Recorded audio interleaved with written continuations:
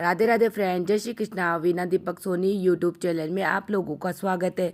आज मैं आप लोगों को इस वीडियो के माध्यम से सत्यनारायण भगवान की व्रत कथा कहानी सुनाती हूँ। आज के दिन सत्यनारायण भगवान की कथा पढ़ने से और सुनने से हमारे मन की सभी मनोकामनाएं इच्छाएं पूर्ण हो जाती है। मैं आपको सत्यनारायण भगवान की कथा कहानी सुनाती हूँ। एक समय की बात है, नेमिष शारण्य तीर्थ में शौनक आदि 88,000 ऋषियों ने श्री सुत जी से पूछा, हे प्रभु, इस कलयुग में वेद विद्या रहित मनुष्य को प्रभु भक्ति किस प्रकार मिल सकती है तथा उनका उद्धार कैसे होगा। हे मुनि श्रेष्ठ, कोई ऐसा तप बताइए जिससे थोड़े समय में ही पूर्ण फल मिले और मनवांछित फल भी मिल जाए। इस प्रकार की कथा सुनने की हम इच्छा रखते हैं। सर्वशास्त्रों के ज्ञाता श्री सुत जी बोले, हे वैष्णव में पूज्य, आप सभी ने समस्त प्राणियों के हित की बात पूछी है, इसीलिए मैं एक ऐसे श्रेष्ठ व्रत को आप सभी को बताऊंगा जिसे नारद जी ने लक्ष्मी नारायण जी से पूछा था और स्वयं लक्ष्मीपति ने मुनि श्रेष्ठ नारद जी से इस कथा को कहा था। आप सब इसे ध्यान पूर्वक सुनिए। एक समय की बात है, योगीराज नारद जी दूसरों के हित की इच्छा लिए अनेकों लोकों में घूमते हुए मृत्युलोक में आ पहुँचे। यहाँ उन्होंने अनेक योनियों में जन्मे प्राय सभी मनुष्यों को अपने कर्मों द्वारा अनेकों दुखों से पीड़ित देखा है। उनका दुख देख नारद जी सोचने लगे कि कैसा यत्न किया जाए जिसके करने से निश्चित ही रूप से मानव के दुखों का अंत हो जाए। इस प्रकार मनन करते हुए वह विष्णु लोक में गए। वहाँ वह देवों के देव ईश नारायण की स्तुति करने लगे, जिनके हाथों में शंख चक्र गदा और पद्म थे और गले में वरमाला पहने हुए थे। स्तुति करते हुए नारद जी बोले, हे भगवान, आप अत्यंत शक्ति से संपन्न हैं। मन तथा वाणी भी आपको नहीं पा सकती। आपका आदि मध्य तथा अंत नहीं है। हे निर्गुण स्वरूप, सृष्टि के कारण भक्तों के दुखों को दूर करने वाले, आपको मेरा नमस्कार है। नारद जी की स्तुति सुनकर विष्णु भगवान बोले, हे मुनि श्रेष्ठ, आपके मन में क्या बात है? आप किस काम के लिए पधारे हैं, उसे निसंकोच कहिए। इस पर नारद जी मुनि बोले कि मृत्युलोक में अनेक योनियों में मनुष्य जन्मे अपने कर्मों के द्वारा अनेकों दुख से दुखी हो रहे हैं। हे नाथ, आप मुझ पर दया रखते हैं तो बताइए कि वह मनुष्य थोड़े प्रयास से ही अपने दुखों से कैसे छुटकारा पा सकते हैं। तब भगवान श्री हरि बोले, हे नारद, मनुष्य की भलाई के लिए तुमने बहुत अच्छी बात पूछी है। जिसके करने से मनुष्य मोह से छूट जाता है, वह बात मैं तुमसे कहता हूँ, उसे ध्यान पूर्वक सुनो। स्वर्ग लोक व मृत्यु लोक दोनों में एक दुर्लभ उत्तम व्रत है जो पुण्य देने वाला है। आज प्रेमवश होकर मैं उसे तुमसे कहता हूँ। श्री सत्यनारायण भगवान का यह व्रत अच्छी तरह विधि विधान पूर्वक करके मनुष्य तुरंत ही यहाँ सुख भोग कर मरने पर मोक्ष पाता है। श्री हरि के वचन सुनकर नारद जी बोले, हे प्रभु, उस व्रत का फल क्या है और उसका विधान क्या है? यह व्रत किसने किया था? इस व्रत को किस दिन करना चाहिए? सभी कुछ विस्तार से मुझे बताइए। नारद जी की बात सुनकर श्री हरि बोले, दुख और शोक को दूर करने वाला, यह सभी स्थानों पर विजय दिलाने वाला है। मानव को भक्ति और श्रद्धा के साथ शाम को भी सत्यनारायण भगवान की पूजा धर्मपरायण होकर ब्राह्मणों व बंधुओं के साथ करनी चाहिए। भक्ति भाव से ही नैवेद्य, केले का फल, घी, दूध और गेहूं का आटा, सवाया ले गेहूं के स्थान पर साटा रोटी का आटा, शक्कर तथा गुड़ लेकर और सभी भक्षण योग्य पदार्थों को मिलाकर भगवान का भोग लगाए। ब्राह्मणों सहित बंधु बांधवों को भी भोजन कराए। उसके बाद स्वयं भोजन करे, भजन कीर्तन के साथ भगवान की भक्ति में लीन हो जाए। इस तरह से सत्यनारायण भगवान का यह व्रत करने पर मनुष्य की सारी इच्छाएं निश्चित रूप से पूरी होती है। कलयुग में मृत्यु लोक में मोक्ष का यही एक सरल उपाय बताया गया है। इस प्रकार से श्री सत्यनारायण व्रत कथा का प्रथम अध्याय संपूर्ण होता है। तो आप लोग बड़ी श्रद्धा और प्रेम से बोलो सत्यनारायण भगवान की जय। मैं आप लोगों सत्यनारायण व्रत की कथा का दूसरा अध्याय सुनाती हूँ। सूत जी बोले, हे ऋषियों, जिसने सबसे पहले इस व्रत को किया था मैं उसका इतिहास कहता हूँ, इसे ध्यान से सुनो। सुंदर काशीपुरी नगरी में एक अत्यंत निर्धन ब्राह्मण रहता था। भूख प्यास से परेशान वह धरती पर घूमता रहता था। ब्राह्मणों से प्रेम करने वाले भगवान ने एक दिन ब्राह्मण का वेश धारण कर उसके पास जाकर पूछा, हे विप, नित्य दुखी होकर तुम पृथ्वी पर क्यों घूमते रहते हो? दीन ब्राह्मणों को बोला, मैं निर्धन ब्राह्मण हूँ। दीन ब्राह्मण बोला, मैं निर्धन ब्राह्मण हूँ, भिक्षा के लिए धरती पर घूमता रहता हूँ। हे भगवान, यदि आप इसका कोई उपाय जानते हैं तो मुझे बताइए।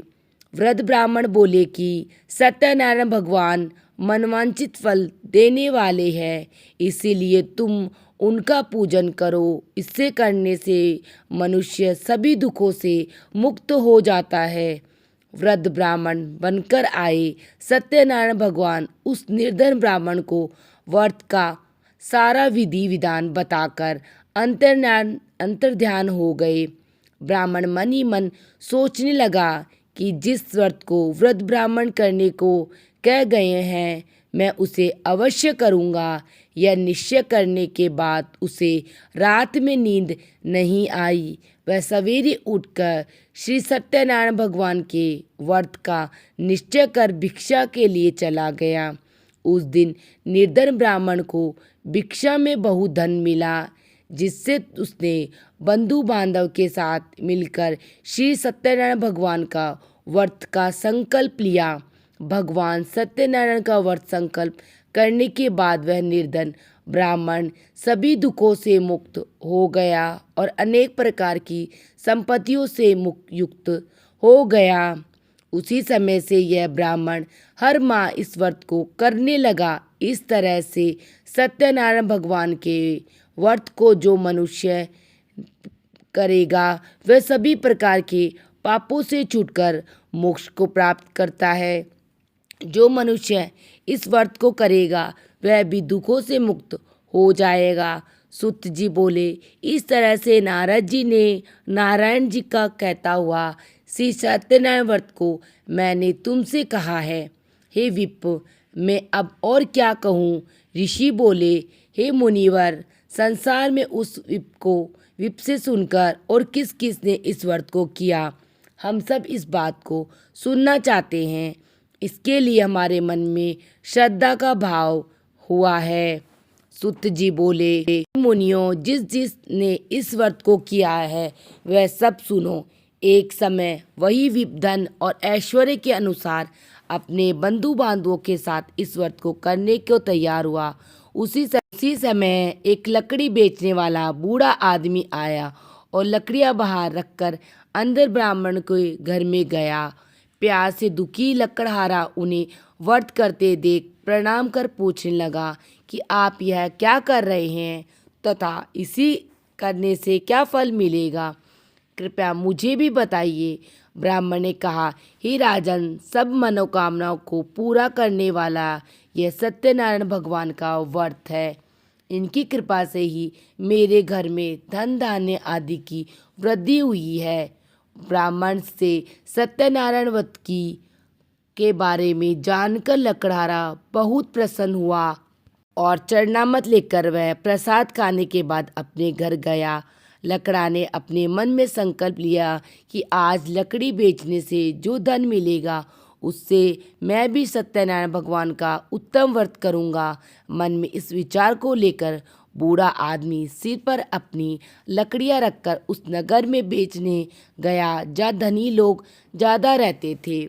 उस नगर में उसे अपनी लकड़ियों का दाम पहले से भी 4 गुना अधिक मिला। बूढ़ा प्रसन्नता के साथ दाम पैसे लेकर केले, शक्कर, घी, दूध, दही, गेहूं का आटा लिया और सत्यनारायण भगवान के व्रत की अन्य सामग्रियां लेकर अपने घर को गया। वहां उसने अपने बंधु बांधवों को बुलाकर विधि विधान से भगवान सत्यनारायण भगवान का पूजन और व्रत किया।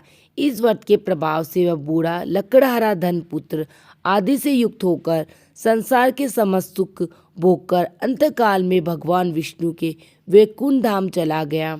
इस प्रकार सत्यनारायण व्रत की कथा का दूसरा अध्याय भी पूरा होता है। सभी लोग प्रेम से बोलो सत्यनारायण भगवान की जय। मैं आप लोगों को सत्यनारायण व्रत का तीसरा अध्याय सुनाती हूँ। सुत जी बोले, हे श्रेष्ठ मुनियों, अब आगे की कथा मैं कहता हूँ, उसे ध्यान पूर्वक सुनो।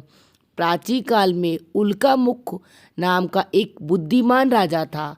वह सत्यवक्ता और जितेंद्रिय था।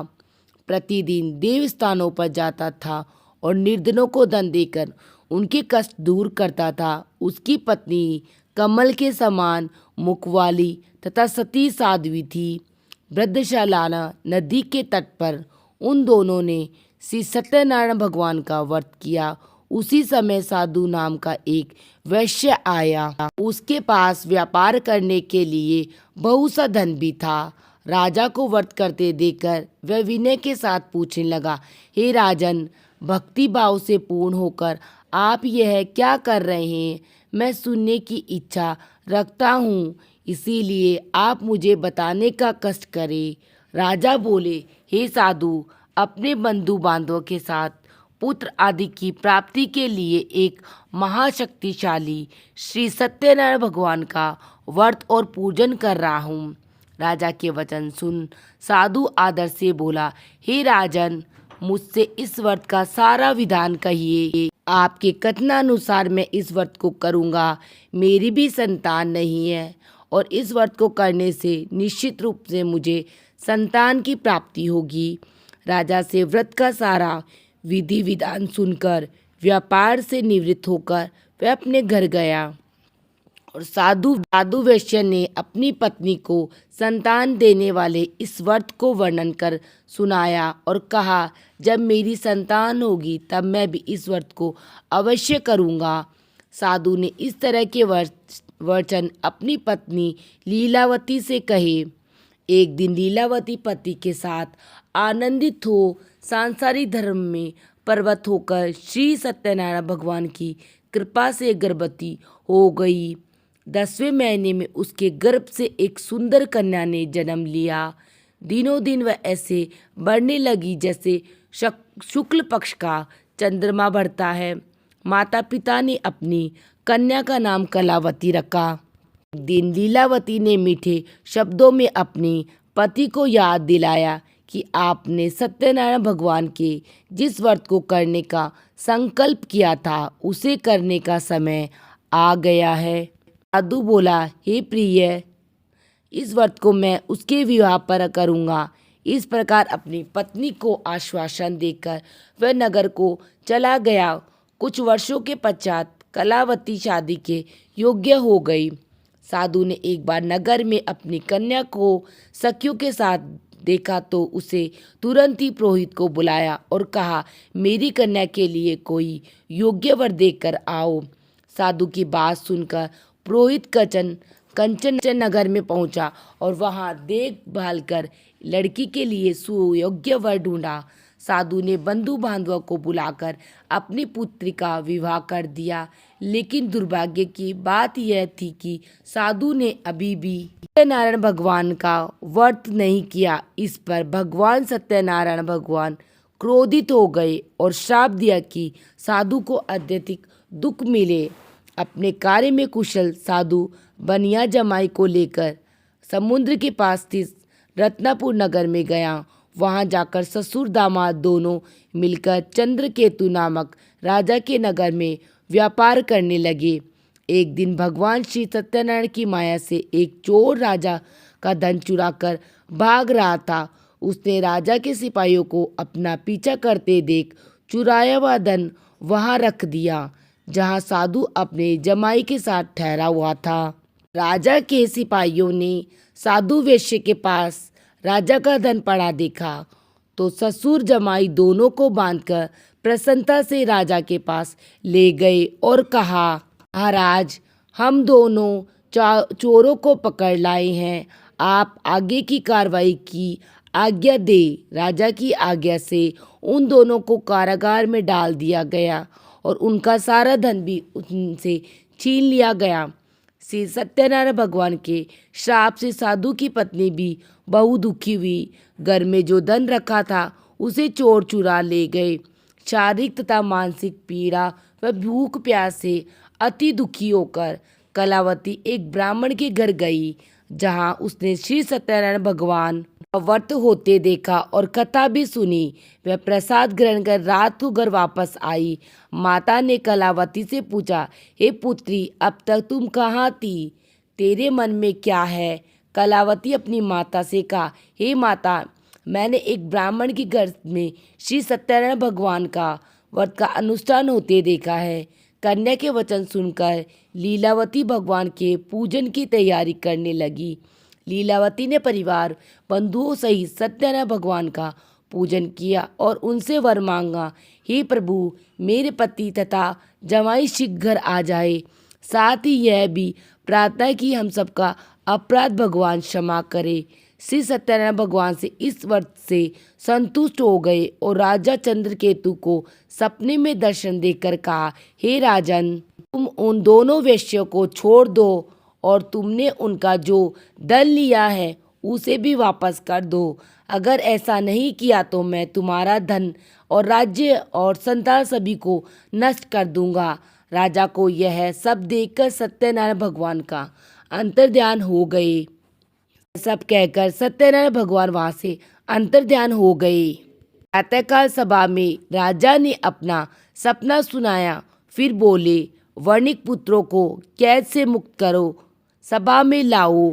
दोनों ने आते ही राजा को प्रणाम किया। राजा अत्यंत मधुर वाणी में बोला, हे महानुभावों, दुर्भाग्य से ऐसा कठिन दुख तुम्हें प्राप्त हुआ है, लेकिन अब तुम्हें कोई भय नहीं है। ऐसा कहकर राजा ने उन दोनों के नए वस्त्र और आभूषण पहनाए और जितना धन उनका लिया था उससे 2 गुना धन उन्हें वापस कर दिया। दोनों वैश्य अपने घर को चल दिए। इस प्रकार से श्री सत्यनारायण व्रत कथा का 3रा अध्याय भी पूर्ण होता है, अर्थात 3री कहानी भी पूर्ण होती है। अब मैं आपको सत्यनारायण भगवान की एक अन्य कथा कहानी भी सुनाती हूँ। श्री बोले, वैश्य ने मंगलाचार कर अपनी यात्रा आरंभ की और अपने नगर की ओर चल दिए। उनके थोड़ी दूर जाने के बाद एक दंडी वेशधारी श्री सत्यनारायण भगवान ने उनसे पूछा, हे साधु, तेरी नाव में क्या है? व्यापारी हंसता हुआ बोला, हे दंडी, आप क्यों पूछते हो? क्या धन लेने की इच्छा है? मेरी नाव में तो बेल और पत्ते भरे हुए हैं। वैश्य के कठोर वचन सुनकर दंडी बने श्री सत्यनारायण भगवान बोले, तुम्हारे वचन तो सत्य है। दंडी ऐसा वचन कहकर वहां से दूर चले गए और कुछ दूर जाकर समुद्र किनारे बैठ गए। दंडी के जाने के बाद साधु वैश्य ने नित्य क्रिया के पश्चात नाव को ऊंची उड़ती देखकर आश्चर्यचकित हो गया और नाव में बैल पत्ते आदि देखकर वह मूर्छित हो वहीं पर गिर पड़ा। मूर्छा खुलने पर वह अत्यंत शोक में डूब गया। तब उसका दामाद बोला, पिताजी, आप शोक न मनाएं, यह दंडी का श्राप है, इसीलिए मैं उनकी शरण में जाना चाहिए, तभी हमारी मनोकामना पूरी होगी। दामाद की बात सुनकर वह दंडी के पास पहुंचा और अत्यंत विनम्रता एवं भक्ति भाव से प्रणाम करके बोला, हे महाराज, मैंने आपसे जो असत्य वचन कहे थे उनके लिए मुझे क्षमा कर दीजिए।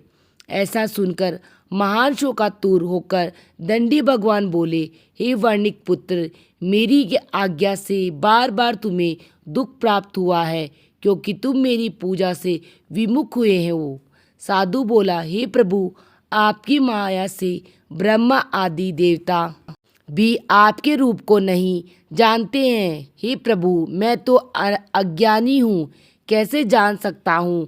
आप प्रसन्न होइए प्रभु, अब मैं अपनी सामर्थ्य के अनुसार आपकी पूजा करूँगा।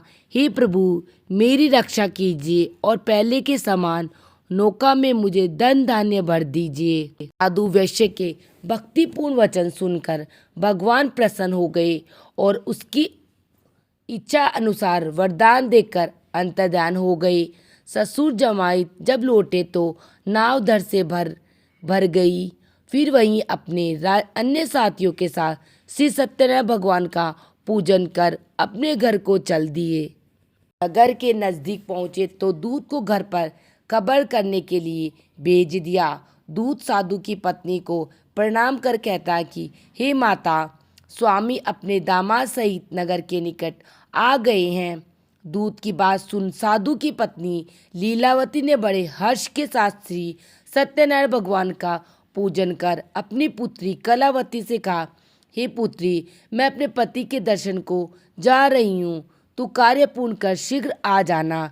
माता के ऐसे वचन सुनकर कलावती जल्दी से प्रसाद छोड़कर अपने पति के पास चली गई। प्रसाद की अवज्ञा के कारण श्री सत्यनारायण भगवान रुष्ट हो गए और नाव सहित उसके पति को पानी में डुबो दिया। कलावती अपने पति को वहां न पाकर रोती हुई जमीन पर गिर गई। नाव को डूबा हुआ देख और कन्या को रोता हुआ देख साधु दुखी होकर बोला, हे प्रभु, मुझसे तथा मेरे परिवार से जो भी भूल हुई है मुझे क्षमा कर दे। साधु के दीन वचन सुनकर श्री सत्यनारायण भगवान प्रसन्न हो गए और आकाशवाणी हुई कि हे साधु, तेरी कन्या मेरे प्रसाद को छोड़कर आई है, इसीलिए उसका पति अदृश्य हो गया। यदि वह घर जाकर प्रसाद खाकर लौटती है तो उसे इसका पति अवश्य मिलेगा। ऐसी आकाशवाणी सुनकर कलावती घर पहुंचकर प्रसाद ग्रहण करती है और फिर आकर अपने पति के दर्शन करती है। इसके बाद साधु अपने बंधु बांधव सहित सत्यनारायण भगवान का विधि विधान से पूजन करता है। इस लोक का सुख भोगने के बाद वह अंत में स्वर्ग को जाता है। इस प्रकार से श्री सत्यनारायण भगवान का व्रत कथा का चतुर्थ अध्याय भी संपूर्ण होता है। बड़ी ही श्रद्धा और प्रेम से बोले सत्यनारायण भगवान की जय। मैं आपको सत्यनारायण भगवान का 5वां अध्याय सुनाती हूँ। सूत जी बोले, हे ऋषियों, मैं और भी एक कथा सुनाता हूँ, उसे भी तुम लोग ध्यान पूर्वक सुनो। प्रजा पालन में लीन तुंगध्वज नाम का एक राजा था। उसने श्री भगवान का प्रसाद त्याग कर बहु दुख सहन किया। एक बार वन में जाकर वह अन्य पशुओं को मारकर वह वट के पेड़ के नीचे आया। वहाँ उसने ग्वालों को भक्ति भाव से अपने बंधुओं सहित सत्यनारायण भगवान का पूजन करते हुए देखा। अभिमान वंश राजा उन्हें देखकर भी पूजा स्थल पर नहीं गया और न ही उसने भगवान को नमस्कार किया। ग्वालों ने राजा को प्रसाद दिया, लेकिन उसने वह प्रसाद नहीं खाया और प्रसाद को वहीं छोड़कर अपने नगर को चल गया। जब वह नगर में पहुंचा तो वहां सब कुछ तहस नहस हो चुका था। वह राजा शीघ्र ही समझ गया कि ऐसा भगवान ने ही किया है। वह दोबारा ग्वालों के पास पहुंचा और विधि पूर्वक पूजा करके प्रसाद खाया तो श्री सत्यनारायण भगवान की कृपा से सब कुछ पहले जैसा हो गया। दीर्घकाल तक सुख भोगने के बाद मरणोपरांत उसे स्वर्गलोक की प्राप्ति हुई। जो मनुष्य परम दुर्लभ इस व्रत को करेगा तो वह सुनेगा, भगवान श्री सत्यनारायण भगवान अनुकृपा से उसे धन धान्य की प्राप्ति होगी। सत्यनारायण भगवान की कृपा से निर्धन धनी हो जाते हैं और दुर्बल बलवान हो जाते हैं, और जो संतानहीन मनुष्य है उसे संतान सुख मिलता है, और सारे मनोरथ पूर्ण होने पर मानव अंतकाल में वैकुंठ धाम को जाता है। सूत जी बोले, जिन्होंने पहले इस व्रत को किया है अब उनके दूसरे जन्म की कथा भी सुनिए। शतानंद नामक ब्राह्मण ने सुदामा के रूप में जन्म लेकर भगवान श्री कृष्ण की भक्ति कर मोक्ष प्राप्त किया। उल्का मुख नाम के महाराज राजा दशरथ बने और श्री रंगनाथ का पूजन कर वैकुंठ को प्राप्त किए। साधु नाम के वैश्य ने धर्मात्मा सत्य प्रतिज्ञा राजा मोरध्वज बनकर अपने पुत्र को और उससे चीरकर मोक्ष को प्राप्त हुआ। महाराज तुंगध्वज स्वयं प्रभु मनु हुए। उन्होंने बहुत से लोगों को भगवान की भक्ति में लीन कर मोक्ष प्राप्त किया। लकड़हारा भील अगले जन्म में निषाद राजा हुआ। उसने भगवान श्री राम के चरणों की सेवा कर मोक्ष प्राप्त किया। इस प्रकार सत्यनारायण व्रत की कथा का 5वां अध्याय भी पूर्ण होता है। तो बड़ी श्रद्धा से बोलो भगवान सत्यनारायण की जय। पूरी सत्यनारायण कथा व्रत का निहितार्थ यह है कि लौकिक व परलौकिक हितों की साधना के लिए मनुष्य को सत्य आचरण का व्रत लेना चाहिए। सत्य ही भगवान है, सत्य ही विष्णु है। लोक में सारी बुराइयां, सारे कलेश, सारे संघर्षों का मूल कारण यह सत्य आचरण का अभाव है। श्री सत्यनारायण व्रत कथा पुस्तिका में इस संबंध में एक और श्लोक लिखा गया है, जिसका अर्थ है कि सत्यनारायण व्रत का अनुष्ठान करके मनुष्य सभी दुखों से मुक्त हो जाता है। कली काल में सत्य की पूजा विशेष रूप से फलदायी है। सत्य के अनेक नाम हैं तथा सत्य नारायण, सत्य देवता, सत्य देव सनातन, सत्य रूपी विष्णु भगवान कलयुग में अनेक रूप धारण करके लोगों को मनवांछित फल देने वाले। इस प्रकार श्री सत्यनारायण व्रत की कथा कहानी पूर्ण होती है। तो आप सभी को मेरी सत्यनारायण व्रत की कथा कहानी कैसी लगी मुझे कमेंट बॉक्स में जय सत्यनारायण भगवान लिखकर ज़रूर बताना। वीडियो पसंद आई तो वीडियो को लाइक करना और चैनल को सब्सक्राइब करना, जिससे आने वाली वीडियो का नोटिफिकेशन आप लोगों को प्राप्त हो सके। वीडियो देखने के लिए आप सभी का धन्यवाद। मिलते हैं नेक्स्ट वीडियो में। हर हर महादेव, जय श्री कृष्णा।